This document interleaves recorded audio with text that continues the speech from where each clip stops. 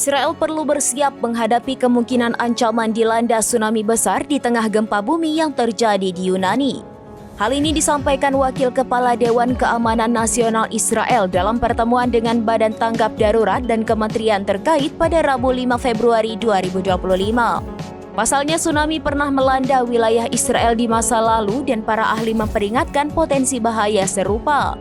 Mengutip Tribun News, resiko tsunami meningkat akibat aktivitas seismik seperti gempa baru-baru ini di Yunani. Selain itu, ribuan gempa kecil tercatat dalam beberapa hari terakhir di Kepulauan Santorini. Gempa tersebut memicu kekhawatiran potensi tsunami di kawasan Mediterania. Jika peringatan tsunami dikeluarkan, penduduk pesisir harus mengikuti rute evakuasi yang telah dipetakan oleh otoritas setempat.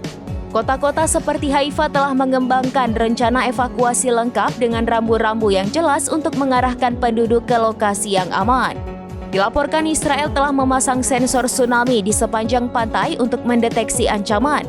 Sensor ini akan memberi peringatan jika gelombang tsunami terdeteksi. Sementara itu, pemerintah Israel terus mengimbau kesiapan warga menghadapi kemungkinan bencana. Langkah ini menjadi bagian dari upaya mengurangi resiko korban jiwa dan kerugian.